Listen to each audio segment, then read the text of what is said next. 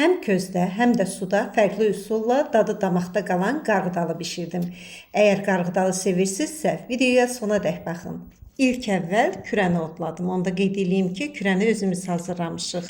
Əvvəlcə ocağı yandırıram ki, yaxşı köz düşsün, sonra işə başlayaq. Qarğıdalıların birini 35 qəpiyə aldım. Biz xanımların da əsas istəyi odur ki, qiymətlər münasib olsun. Mən də fürsətdən istifadə edib çəkilişini etmək qərarına gəldim. İlk öncə qabıqlarını təmizləyib saçaqlarını ayırıram.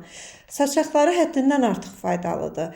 Faydalarını açıqlama qismində qeyd edəcəm. Siz də fikirlərinizi rəylərdə bildirərsiniz. Əvvəlcə qarğıdalıları təmiz şəkildə yuyuram. Üzərindən bolca su axıdıram ki, tərtəmiz olsun. Onu da qeyd edeyim ki, bugün qarğıdalıları 2 üsulla hazırlayacağam.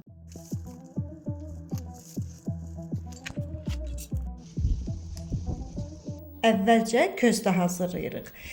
Qarğıdalını şişə keçirirəm. Üzərinə ləzzətli olması üçün bax püf nöqtəsi budur.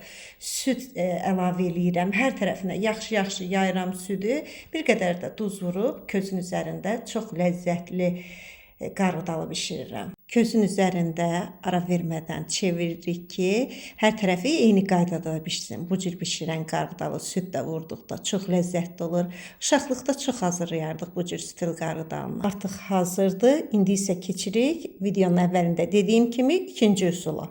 İndi isə qazanı ocağın üzərinə qoyuram.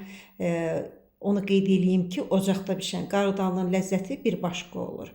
Bir qədər qaynara düşdükdən sonra üzərinə təxminən bir armudu stəkan qədər də süd əlavə eləyirəm. Bir qədər də duzunu əlavə eləyirəm, qapağını örtüb bişməyini gözləyirəm. Bu arada videonu bu dəqiqəsinə qədər izləyənlər varsa, sualım onlaradır.